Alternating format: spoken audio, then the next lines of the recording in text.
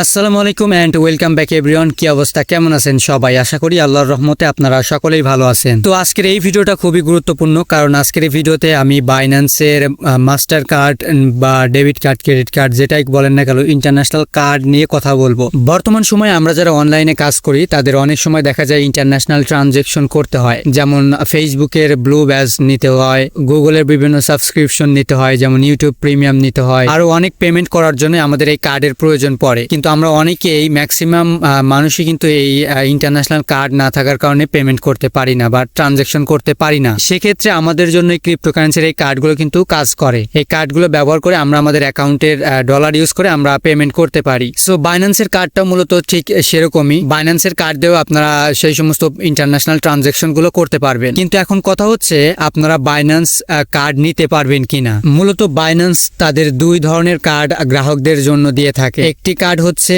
নির্দিষ্ট একটা দেশের রুলস অনুযায়ী, নিয়ম অনুযায়ী, নীতি অনুযায়ী, আইন অনুযায়ী দিয়ে থাকে, এবং অন্য কার্ডটা হচ্ছে গ্লোবালি দিয়ে থাকে, যেটা বেসিক্যালি যেভাবে কাজ করে সেইভাবেই গ্লোবালটা কাজ করে। আলাদা করে কয়েকটা কার্ড বাইন্যান্স দেয়, সেটা হচ্ছে Argentina Binance card, Brazil Binance card, Mexico Binance card. এগুলো হচ্ছে সেই দেশের নিয়ম অনুযায়ী, আইন অনুযায়ী এই কার্ডগুলো দিয়ে থাকে। আর গ্লোবালি যে কার্ডগুলো বাইন্যান্স দিয়ে থাকে সেগুলোতে অন্যান্য কার্ডের মতোই সুবিধাগুলো পাওয়া যায়। এখন কথা হচ্ছে বাইন্যান্স থেকে আমরা আসলে এই কার্ড নিতে পারবো কিনা, আমরা সাধারণ গ্রাহক যারা আছি, আমরা সাধারণ ইউজার যারা আছি। এই প্রশ্নের উত্তরে আমি আপনাদেরকে বলবো আপনারা এখনই বাইন্যান্সের এই বাইন্যান্স কার্ডগুলো নিতে পারবেন না। এর পিছনে বড় কারণটা হচ্ছে বাইন্যান্স ক্রিপ্টোকারেন্সি বাংলাদেশে এখনো পর্যন্ত বৈধ না। বাংলাদেশ ব্যাংক এটি এখনো পর্যন্ত বৈধতা দেয়নি, যার কারণেই বাইন্যান্স বাংলাদেশে কার্ড লঞ্চ করেনি। আমি সাপোর্টে কথা বলেছি, তারা এটাই আমাকে বলেছে। তো যারা চিন্তায় আছেন যে বাইন্যান্সের এই কার্ডগুলো নিবেন, অনলাইন কার্ড নিবেন, ভার্চুয়াল কার্ড নিবেন,